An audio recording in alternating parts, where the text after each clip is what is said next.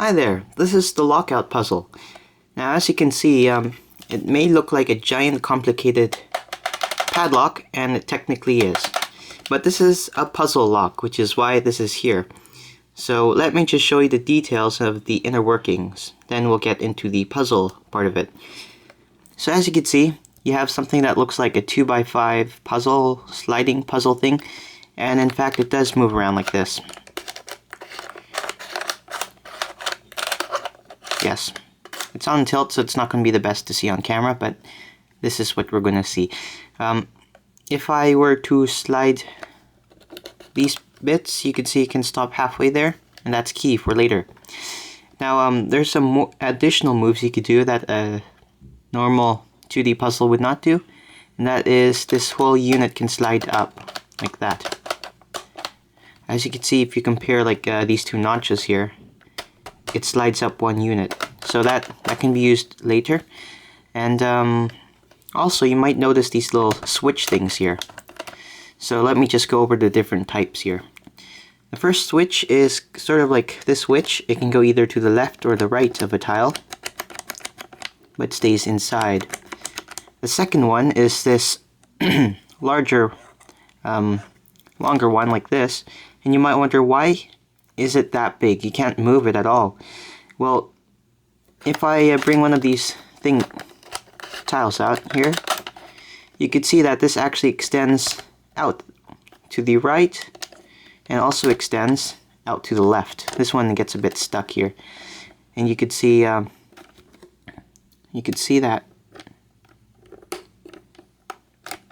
All right. There are also other parts on the tile which might be like a little notch here or a gap here, and the point of that is that you can slide one of these longer switches into the little tabs there.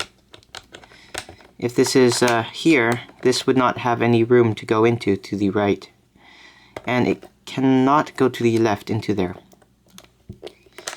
into the green switch area. So that's basically that. Well, I can review this obstruction here, but that would be of no use to anybody.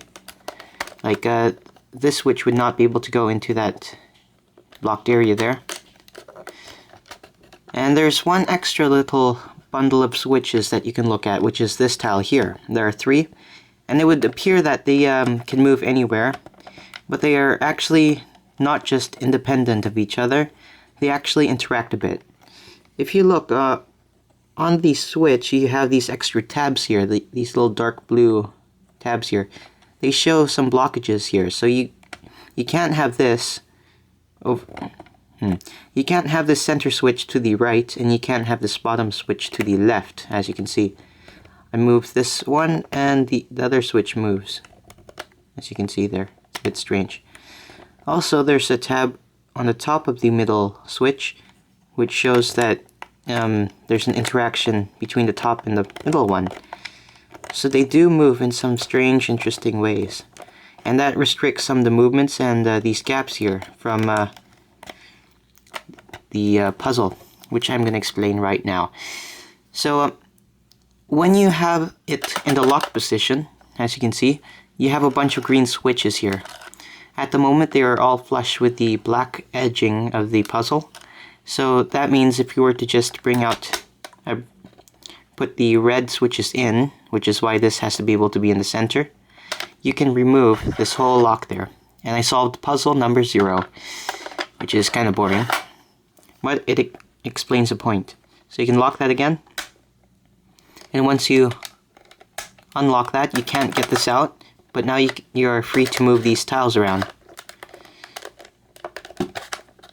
If you have this open here, you won't be able to move that. You'll shove that back in there, keeping this part locked. Anyway, to set up a puzzle challenge, you just push those red parts in so you can pull this out and get these back inside like that. And now you're free to move these pieces around.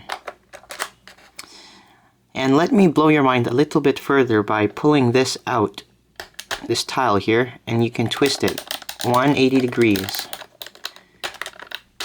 In fact, all of these guys can do it, as long as you have access to the tile and you can flip it over like that. It's quite interesting. So now the goal is to move these switches around. So I'll just show you some moves at first. You can have that there, but you can't have it like that, so I'll just keep it like so.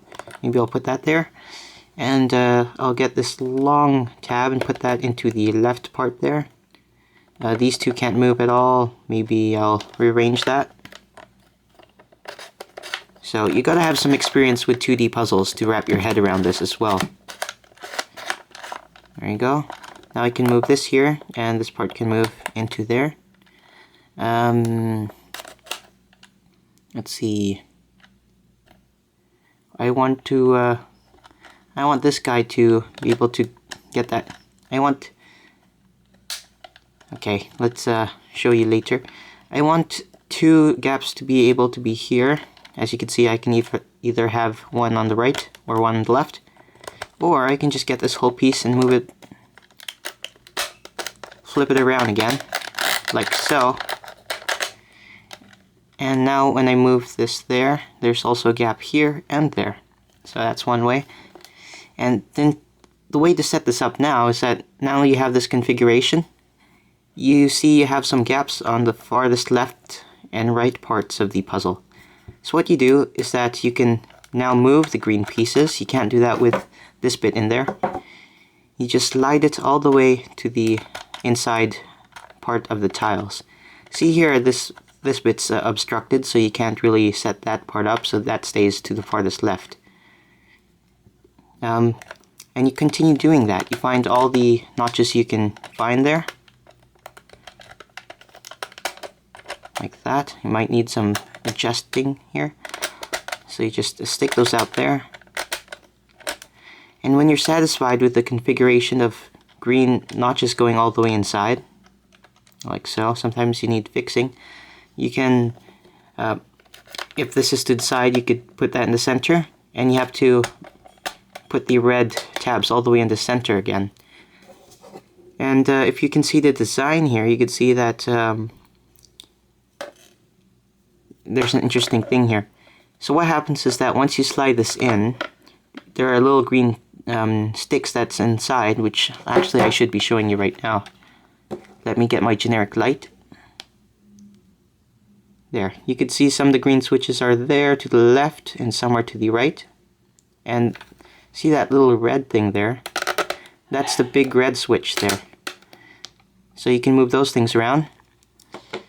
And once I place this inside, as you can see on the track, okay, it's a bit stuck because you have some of the green tabs that are not all the way in anymore. This could become very fiddly. Come on.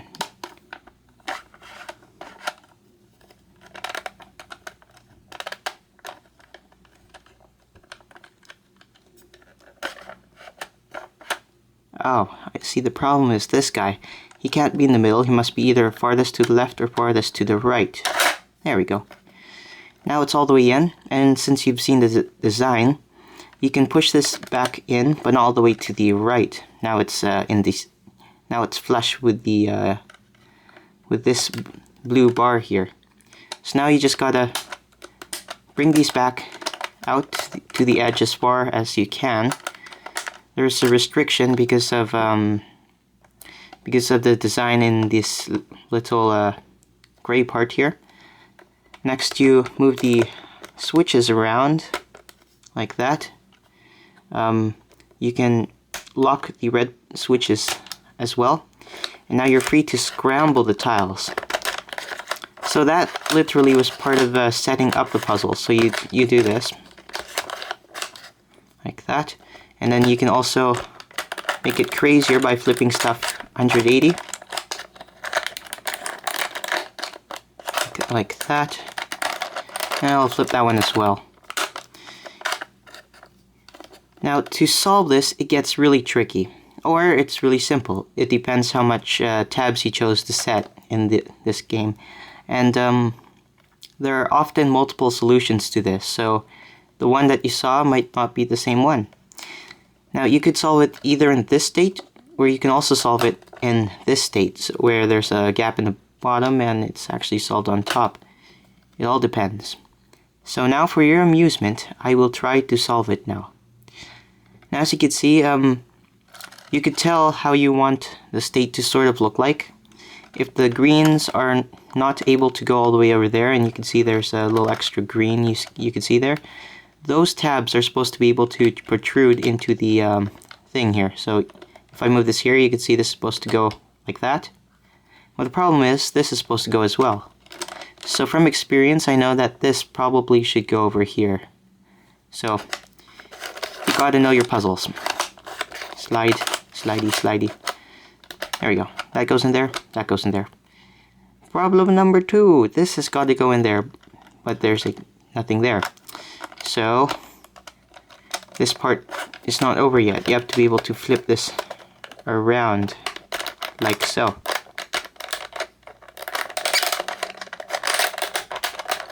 Some of them has friction that they've developed over time, but that's fine.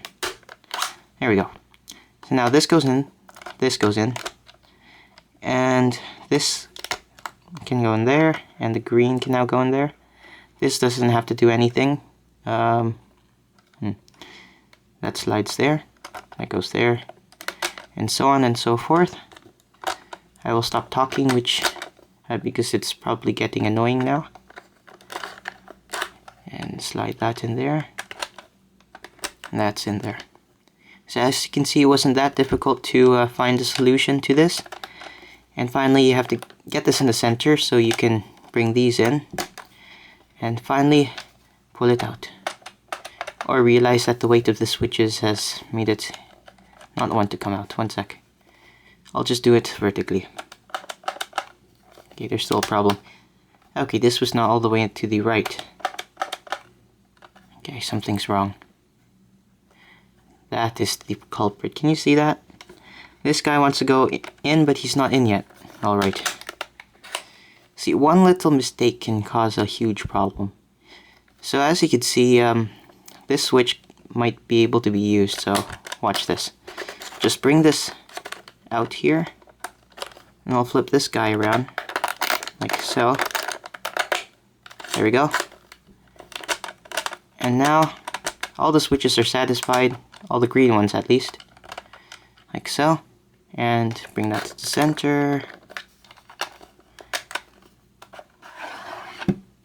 And there we go.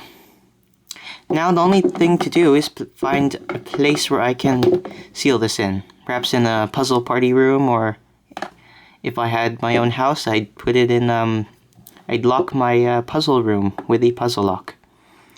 Anyway, this has been the Lockout Puzzle.